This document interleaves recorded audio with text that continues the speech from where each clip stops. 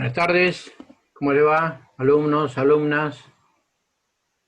Estamos en la última clase previa al parcial y creo que es importante que les haga un par de comentarios que tienen que ver con las inquietudes que tal vez ustedes necesitan aclarar. El mismo día van a tener a la mañana con el doctor Lucchesi y él va a evaluar en relación a las unidades que expresamente él dio. Creo que son la 14 y la 15. Yo voy a evaluar a la tarde, a partir de las 16 horas, la unidad 1, 2, la 11 y la 16. O sea, las que tienen los siguientes títulos, para que quede grabado y se orienten bien. La introducción a la historia del derecho es la unidad 1. Las primeras ideas filosófico-jurídicas y el pensamiento filosófico-jurídico en Grecia es la unidad 2. Luego la unidad 11 es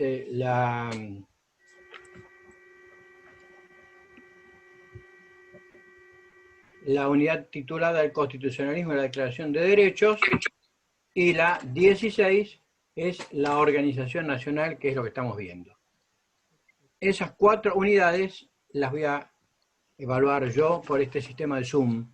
Calculamos que más o menos en cada bloque, que son bloques de 40 minutos, vamos a poder tomar, le voy a poder tomar a 3 alumnos, o sea, entre 10 y 12 minutos. Voy a hacer 3 preguntas y la idea es que puedan contestar por lo menos algo de cada una. Y el máximo de cada pregunta, obviamente, o cada respuesta, es 3,33. De ahí vamos a evaluar después. Yo voy a ir más o menos sobre la marcha poniendo una clasificación individual a cada pregunta, de modo que le voy a decir cuando termina un bloque. Entonces me tomo unos minutos y ahí saco la nota de los 3 primeros. Luego los 3 segundos, los 3 terceros, etc. Lo que les pido es que se contacten con Nicolás, que me está dando una ayuda muy grande. Es una gran colaboración la que recibo de parte de él. Y lo mismo en su momento cuando ha colaborado y sigue colaborando Brandon. Porque, por lo que me ha comentado Nicolás, son 3 comisiones, la 6, la 7 y la 8, y la comisión 6 parece que tiene 23 alumnos, hay otra comisión de 13 y otra comisión de 10.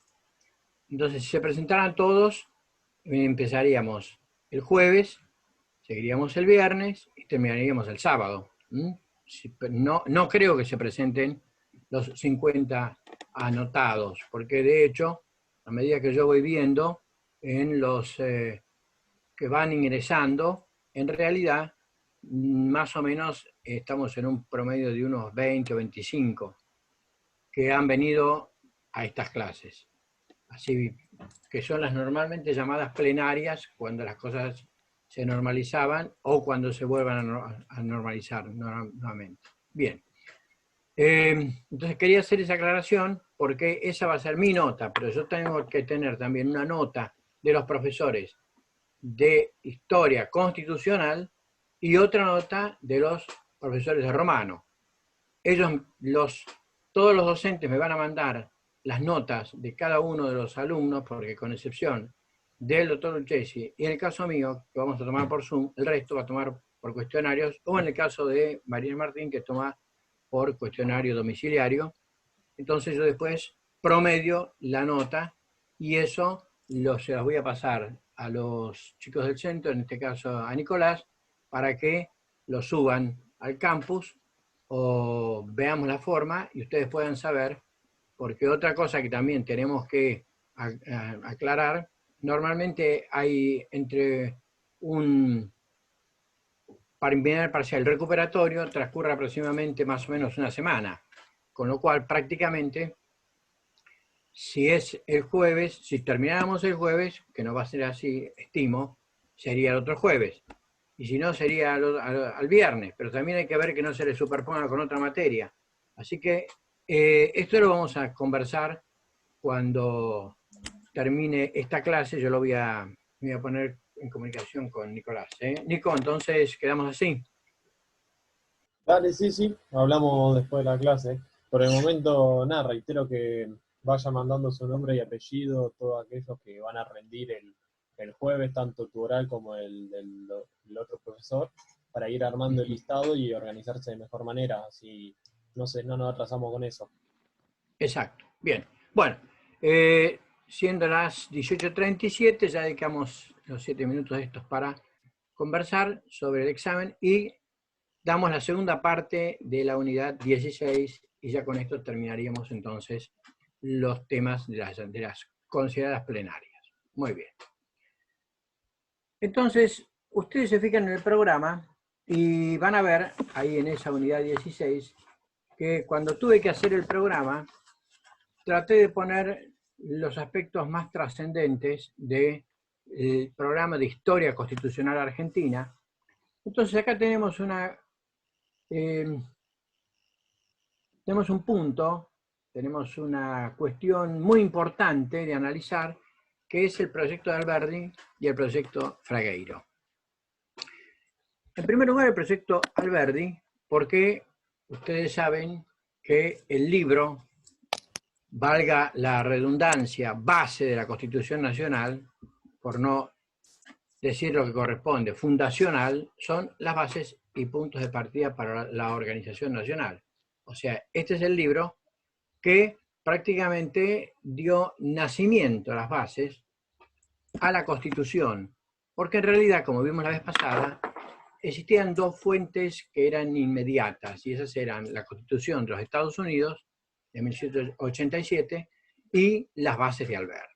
Pues bien, el tema vinculado a esto de la generación del 37 está en la bolilla del gobierno Rosas, o sea, en la anterior, y es muy importante que ustedes unan ambas cosas, porque Juan Bautista Alberdi, quien había nacido el 29 de agosto de 1810, por eso él decía que corría con el año de la Revolución, Alberdi integra la generación del 37, que es un grupo de estudiosos notables durante la época de Rosas, que inicialmente se reunieron en el Salón Literario de Marco Sastre, luego formaron el Salón Literario, primero la librería de Marco Sastre, luego el Salón Literario, y luego cuando Esteban Echeverría vino de París, había ido a Francia, y se sintió imbuido de todas las ideas de ese momento, puntualmente del romanticismo, tuvo la posibilidad de conocer a los textos de los socialistas utópicos, entonces integra la generación del 37. Les digo estos tres aspectos fundamentales. En lo político, la generación del 37 no eran ni unitarios ni federales. Sostenían como la mejor forma de gobierno, que en realidad es un sistema, la democracia. En materia económica eran liberales, o sea, sostenían los principios de Adam Smith y de sus seguidores. Y en lo social eran reformistas. Estos tres aspectos definen la generación del 37 y Alberdi, en su obra Las Bases, planifica, como ahí les pongo, una sociedad de raigambre liberal al amparo del aporte inmigratorio y de la concurrencia del capital extranjero. Él se va cuando se disuelve la Asociación de Mayo, como los demás integrantes que no estaban de acuerdo con más que con el pensamiento, con la actitud de Rosas hacia la oposición, y entonces se va juntamente con Sarmiento a Chile. Allá se radica en Valparaíso y en Valparaíso escribe en uno de los periódicos más importantes de América. Hoy sigue existiendo ese periódico, El Mercurio. Y allá, a pedido de Juan María Gutiérrez, escribe Bases y puntos de partida para la organización política de la República Argentina. Lo publica el 1 de mayo de 1852. Fíjense, esto tiene mucho que ver con la fecha del pronunciamiento de Urquiza, porque empieza haciendo un elogio muy grande de la figura de Urquiza, porque al ser antirrosista se ratificaba con que Urquiza lo hubiera derrotado en Caseros a Rosas. Las bases y punto de partida es un libro que por momentos parece contradictorio en lo que hace al sentimiento nacional, entonces hay que leerlo con tranquilidad, hay que leerlo sin apasionamiento, porque aún a mí todavía me cuesta aceptar ciertos parámetros o postulados que él plantea en las bases, a pesar de que le tengo un profundo respeto y admiración a Alberdi por toda su obra. Él elogia a la raza anglosajona y sostiene que debe entregarse el ferrocarril al capital extranjero. Y en materia de navegación de los ríos, plantea la libertad de navegación de los ríos. Vamos a leer algunas partes de las bases y vamos a tratar de analizar con tranquilidad, porque van a ver ustedes la forma en la que él se expresa. Cuando se refiere a la educación, que dice que no es la instrucción, aclara que, dice, la instrucción superior en nuestras repúblicas no fue menos estéril e inadecuada a nuestras necesidades. Se enoja mucho con el legado español. Dice, incluso contra la Iglesia, que el clero se eduque a sí mismo, pero que no se encargue de formar nuestros abogados y estadistas, nuestros negociantes, marinos y guerreros. ¿Podrá dar el clero a nuestra juventud los instintos mercantiles e industriales que deban distinguir al hombre de Sudamérica? ¿Sacará de sus manos esa fiebre de actividad y empresa que lo haga ser el yanqui hispanoamericano? O sea, ya está poniéndonos en un plano que debemos ser similares a los Estados Unidos. Dice, la instrucción para ser fecunda debe contraerse a ciencia y artes de aplicación, a cosas prácticas, a lenguas vivas, a conocimientos de utilidad material e inmediata. Y acá va muy profundamente. El idioma inglés como idioma de la libertad, de la industria y el orden debe ser aún más obligatorio que el latín. Si alguno de ustedes estuviera estudiando Derecho en la época en la que Alberdi escribió este libro, se encontraría con lo que dice Alberdi, y en una de esas, si eso se adaptaba en las universidades y en las facultades de Derecho de la Argentina, usted no se recibía tan fácil de abogado. No debiera darse diploma ni título universitario al joven que no lo hable inglés y escriba. Esa sola innovación obraría un cambio fundamental en la educación de la juventud. ¿Cómo recibir el ejemplo de la acción civilizadora de la raza anglosajona sin la posesión general de su lengua? Bueno, ya ahí empezamos con una anglofilia, como ahí le puse, muy fuerte. Más adelante, cuando se refiere a la acción civilizadora en las repúblicas de Sudamérica, dice, nuestro régimen administrativo en hacienda, impuestos, rentas, es casi hoy la obra de Europa. ¿Y qué son nuestras constituciones políticas sino adopción de sistemas europeos de gobierno? ¿Qué es nuestra gran revolución en cuanto a sin una fase de la revolución de Francia? Con lo cual nos está diciendo realmente que somos más hijos de la revolución francesa que de las raíces hispano o ibéricas que tenemos. Entre nuestras universidades y dame ciencia que no sea europea, en nuestras bibliotecas y dame un libro útil que no sea extranjero. Preparad el traje que lleváis, de pies a cabeza, y será raro que la suela de vuestro calzado sea americana. ¿Qué llamamos buen tono sino lo que es europeo? ¿Quién lleva la soberanía de nuestros modos, usos elegantes y cómodos? Cuando decimos confortable, conveniente, bien come il faut, ¿aludimos a cosas de araucanos? ¿Quién conoce caballero entre nosotros que haga alarde de ser indio neto? ¿Quién casaría a su hermano o a su hija con un infanzón de la Araucaria y no 1000 veces con un zapatero inglés? Claro, evidentemente este es el molde cultural del argentino. Todo lo bueno es extranjero. Lo nacional hay que desterrarlo, hay que deshacerlo. Es serio el tema. Más adelante dice, la prensa, la instrucción, la historia preparadas para el pueblo deben trabajar para destruir las preocupaciones contra el extranjerismo, por ser obstáculo de lucha de frente con el progreso de este continente. La aversión al extranjero es barbarie en otras naciones. En las de América del Sur es algo más, es causa de ruina, de disolución de la sociedad de tipo español. Se debe combatir esa tendencia ruinosa con las armas de la credulidad misma y de la verdad grosera que están al alcance de nuestras masas.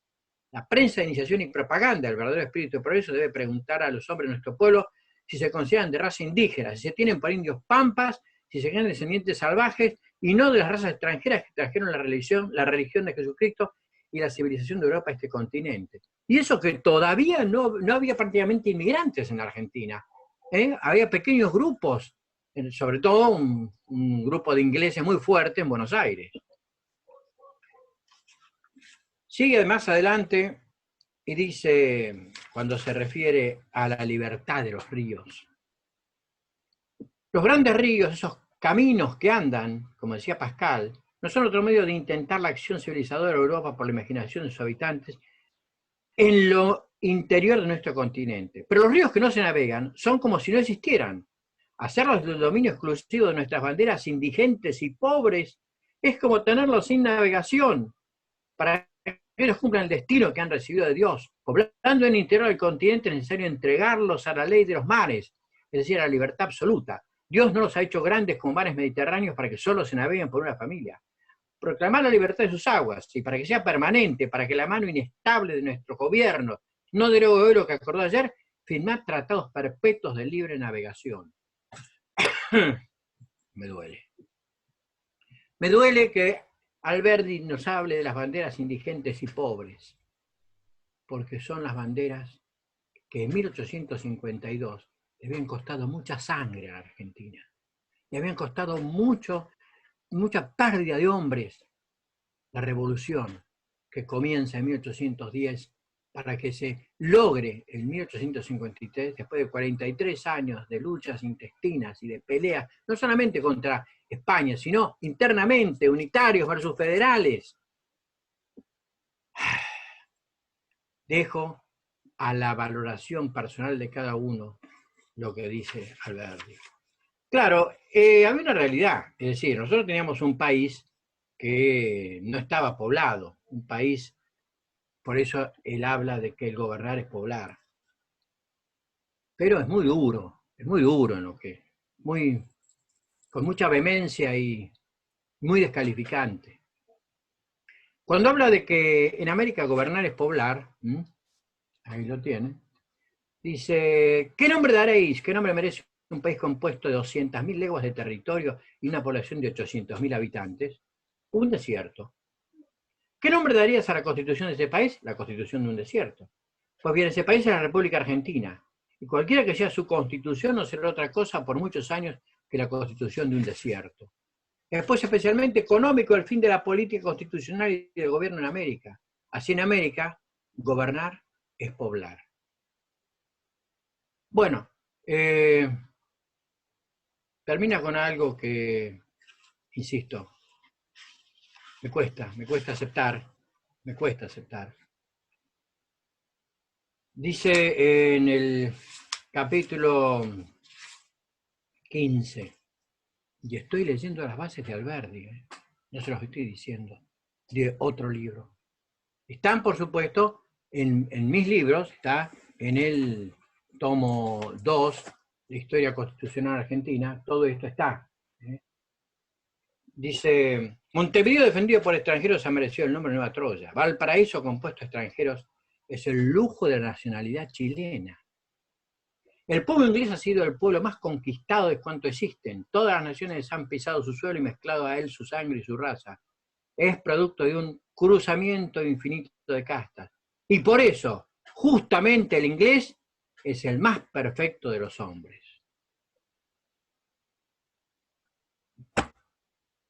Queda a criterio de cada uno concluir que lamentablemente nosotros, a partir de 1809, con aquel famoso tratado de Caña-Podaca, nos terminamos uniendo de pies y manos al capital británico. Pero lo serio de esto es que el padre de nuestra Constitución, Juan Bautista Alberdi, está justificando esto. La otra obra de Alberdi, muy importante, que él escribe en 1855, es el sistema económico y rentístico de la Confederación Argentina. Esto es realmente la fraga, o podríamos decir el candero, como generalmente se dice donde se calientan las cosas, ¿no?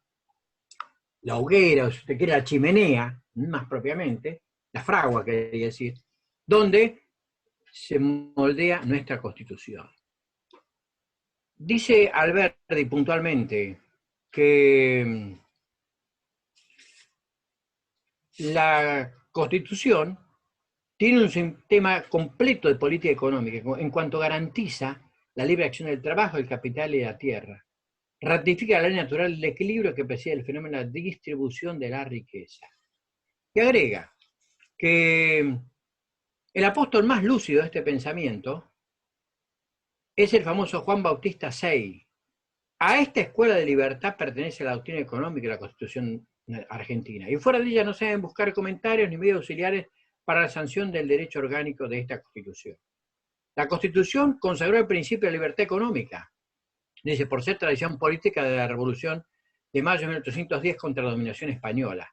El doctor Moreno, principal agente de la Revolución, escribió el programa de nuestra regeneración económica en un célebre memorial que presentó al último virrey español a nombre de los hacendados de Buenos Aires, pidiendo la libertad de comercio con Inglaterra, que el desavisado virrey aceptó con un resultado que presto nos dio rentas para despedirle al otro continente. Quiere decir que también elogia la representación de los hacendados, que es la obra de Mariano Moreno, que escribió en 1809, es decir, un año antes de la Revolución de Mayo, donde proponía comerciar, abrir el puerto de Buenos Aires e ir en contra de ese esquema monopolista que existía. En otros párrafos habla puntualmente y dice: el preámbulo en que la Constitución expresa sumariamente las grandes miras que presiden sus disposiciones, la de promover el bienestar general y asegurar los beneficios de la libertad, esa libertad cuyos beneficios procura asegurar la Constitución no es la política exclusivamente, sino la libertad de todo género, tanto la civil como la religiosa, tanto la económica como la inteligente, pues de otro modo no la prometería a todos los hombres del mundo que quieren habitar el suelo argentino. O sea, esto es muy importante. Lo que está diciendo es que la Constitución está enrolada en un marco liberal. Es absolutamente el liberalismo de Adam Smith. Y acá empiezan los inconvenientes, se puede decir así, donde él plantea que no tiene que meterse para nada el Estado, que no tiene que haber nada público. Esta es la gran diferencia con Mariano Fragueiro, que ahora después vamos a ver. Él dice que la ley que da al Estado el poder exclusivo o no exclusivo de fundar casas de seguros marítimos o terrestres, de negociar en compras y ventas de especies metálicas, de cuentos, depósitos, convierte al gobierno del Estado en comerciante. El gobierno toma el rol de simple negociante. La idea de una industria pública es absurda y falsa en su base económica. La industria en sus tres grandes modos de producción es la agricultura, la fabricación y el comercio. Público o privado no tiene otras funciones. El gobierno no ha sido creado para hacer ganancias, sino para hacer justicia. No ha sido creado para hacerse rico, sino para ser el guardián y centinela de los derechos del hombre. El primero de los cuales es el derecho al trabajo, o bien sea a libertad de industria. Sí y no. Sí al trabajo, sí a la industria, pero no estoy de acuerdo que no tiene que haber una industria pública. No estoy de acuerdo con que sostenga el gobierno no ha sido creado para hacer ganancias. No estoy de acuerdo con que diga la idea de una industria pública es absurda y falsa en su base económica. El tema va siendo cada vez más delicado y así tenemos bancos, casas de seguros, ferrocarriles, líneas de navegación a vapor, canales, muelles, puentes, empresas y fabricaciones de todo género. Toda cuanta operación en el dominio de la industria debe estar al alcance de los capitales particulares, dispuestos a emplearse en la explotación de sus trabajos y empresas verdaderamente industriales. Si las libertades concedidas por los artículos 14 y 20 de la Constitución, como bases del derecho industrial, ha de ser una verdad práctica y no una ostentación de mentido liberalismo. O sea, el artículo 14 de la Constitución Nacional dice que todos los habitantes de la nación gozan los siguientes derechos conforme a las leyes que reglamentan su ejercicio, y puntualmente dice, por ejemplo, que de trabajar y ejercer toda industria lícita, de usar y disponer de su patrimonio, de peticionar a las autoridades, de publicar sus ideas por la prensa sin censura previa, etc. Y el 20 le da a los extranjeros todos los mismos derechos que le da a los nacionales.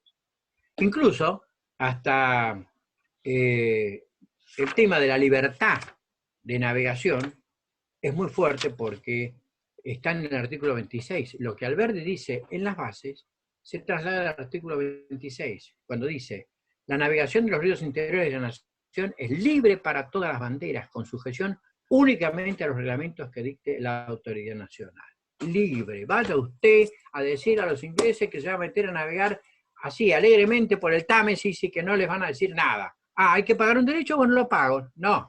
Vaya usted a navegar así libremente el Mississippi o el río San Lorenzo de los norteamericanos, internese así nomás en el Sena de Francia, en el Po de Italia. No es así. En realidad esto viene a destruir la tesis de Rosas de la soberanía del país sobre sus ríos interiores. Entonces, es muy delicada la cuestión, muy delicada. Bien, y por supuesto que la Constitución además agrega,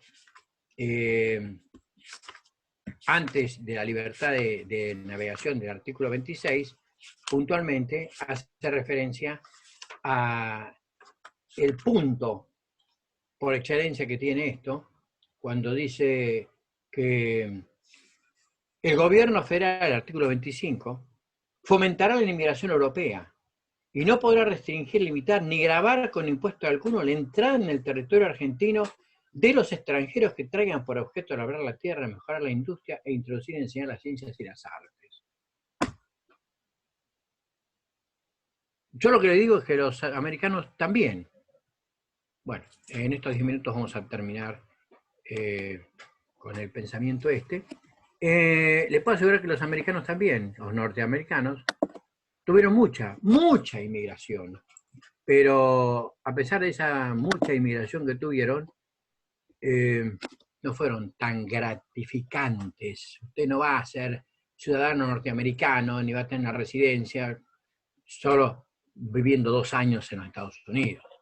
Entonces está bien, gobernar es poblar, que vengan a trabajar, excelente, pero me parece que esto era lógico y razonable para esa época. Una vez que empezaron a venir las grandes oleadas migratorias, había que frenar las cosas, había que pararlas. Nunca se tocó la parte dogmática de la Constitución, que son declaraciones de derechos y garantías. Se agregó el capítulo de los nuevos derechos o derechos de tercera generación, a partir del artículo 36 con la reforma del 94. Pero hay muchas cosas que debieron haber sido reanalizadas, que debieron haber sido modificadas durante la reforma del 94 y eso no se hizo. Bueno, entonces, este es el proyecto de Alberdi. Vamos al proyecto Fragueiro, rápidamente lo vamos a ver. Mariano Fragueiro, que nació en 1795, el mismo día que fallece Manuel Belgrano, pero Manuel Belgrano fallece el 20 de junio de 1820, Fragueiro nace el 20 de junio de 1795 en Córdoba, abogado, integró el Banco Nacional que había fundado Rivadavia cuando fue presidente. Mariano Fragueiro propone un fuerte proteccionismo industrial y un protagonismo estatal para generar un crecimiento independiente.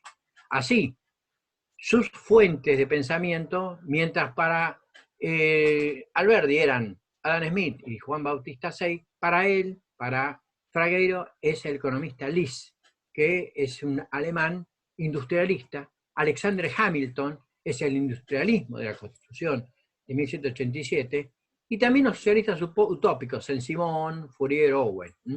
Él tiene 2 libros, Cuestiones Argentinas y Organización del Crédito, Organización del crédito, lo escribió en 1850, dice que no se debe autorizar el préstamo entre particulares a interés. Sostiene la creación de una banca estatal, sostiene la propiedad pública y que con crédito público el Estado debe realizar empresas y trabajos públicos. Luego, en Cuestiones Argentinas, publicada en 1852, dice que la administración del país debe ser bajo el sistema federal. Propone un proteccionismo en el comercio exterior y habla de la soberanía del país sobre sus ríos. Y luego dice que la deuda pública debe ser nacional, es decir, no solamente de Buenos Aires, sino que hay que aceptar que tiene que ser de todos. Bien, acá tenemos a alguien que lo vamos a admitir y continuamos en estos 6 minutos y medio que nos quedan. Cuando se realiza elecciones, luego que está sancionada la Constitución del 53, entonces el presidente que surge es Justo José de Urquiza y el vicepresidente es Salvador María de Carril. O sea, presidente y vicepresidente en 1854, a la Constitución del 53, Buenos Aires ya estaba separada, se había separado de la Constitución, ya lo vimos, de la Confederación. Y entonces ahí escribe un estatuto para la Organización de Hacienda y Crédito, que publica en 1853, que luego va a tratar de aplicar cuando sea integrante del gobierno de Justo José de Urquiza, pues como les decía, va a ser, vamos a sacar esto, va a ser el ministro de Hacienda de Urquiza.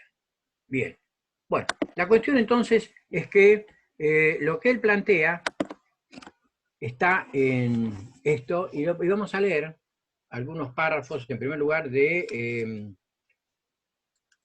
Cuestiones Argentinas. Y en Cuestiones Argentinas, él dice puntualmente, cuando, a diferencia de Alberdi, en materia de la navegación de los ríos, dice que el transporte por tierra se hace siempre confiando en la protección de la autoridad. No puede, pues, pretenderse hacer el transporte ribereño con independencia de esa autoridad, confiando en la seguridad de otro pabellón que el nacional del territorio. El cabotaje, que es la verdadera navegación interior, queda exclusivo de la bandera nacional. O sea, él dice, no, nada de libertad de navegación para cualquier pabellón. La libertad de navegación es solamente para las provincias ribereñas. Los demás no van a navegar, así nomás. Triunfa la tesis de Alberti. Aclara puntualmente que el crédito público es la verdadera riqueza del Estado. Es la fe en el porvenir de la nación, es la confianza en el acrecentamiento de su población, es el desarrollo de su comercio y de todos los ramos de su industria, es dar actualidad a la riqueza sobre la certeza y seguridad de que los productos son infalibles. Y en organización del crédito, tiene dos comentarios que son muy importantes. En primer lugar, es el que sostiene que existe la propiedad pública. Y dice, la nación será el dueño de toda propiedad que deba ser común, porque su uso en manos de algunos o algunos solamente perjudicaría a los demás.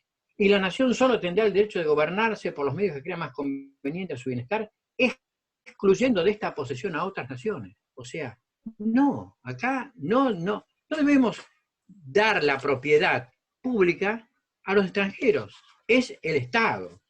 Y terminaríamos diciendo, esto que es muy importante, dice cuando se refiere a que no debe autorizarse el interés, el dinero en préstamo entre particulares, dice, no pretendemos abolir el interés del dinero, se trata solamente de establecer el crédito público como un agente universal exclusivo que debe recibir el dinero de interés y pasarlo a los que lo soliciten cobrando una diferencia que llamaremos comisión o renta, ya sea por el servicio, ya por la ganancia que presta. Y hacer que el Estado presida el movimiento y dirección del capital monetario y que mediante su agencia pueda verificar el percibo de un impuesto sobre estos capitales que se sustraen a toda contribución. O sea, como ven, por un lado, Mariano Fragueiro, por el otro lado, Juan Bautista Alberdi. Triunfó la postura de Alberdi, y entonces la Argentina construyó ese modelo agroexportador. O sea, Argentina se tenía que insertar en el mundo como proveedora de materia prima. Esto lo vemos con los chicos que cursan economía. Espero que muchos de los que están cursando en este momento historia nos elijan para la cátedra de economía, los que quedan, de economía y finanzas, que no se pasaron de plan, para dar en la segunda parte. Entonces, Alberdi proponía insertar a la Argentina en el mundo como proveedora de materia prima y recibir la mano de obra, que era el gobernador popular, recibir los capitales extranjeros y, lo más importante, recibir la inversión extranjera. Y así nos atamos de pies y manos al capital británico. Y entonces se llevó a la práctica el lema de Colben: Argentina es la granja de Inglaterra e Inglaterra el taller del mundo. Gran Bretaña estableció la División Internacional del Trabajo y a nosotros nos puso como proveedora de carne y de granos. ¿Ustedes quieren dedicarse al café? No, se equivocaron, el café es colombiano y brasilero. ¿Ustedes quieren hacer minerales? No, eso le corresponde a Chile. ¿Chile quiere producir azúcar? No, eso queda para Brasil y algunas islas del Caribe. Bueno, eso fue un medio de posesión que utilizó Gran Bretaña. Y nosotros le allanamos el camino. Nosotros se lo hicimos más fácil, porque en realidad quedamos endeudados con eso. Bien, queda menos de un minuto, así que vamos a cortar acá y retomamos en 7 minutos para continuar. Vimos el pensamiento de Alberdi y el de Fragueiro. Bueno, entonces, Nicolás, en 7 minutos retomamos. Dale, perfecto, joya, Julio.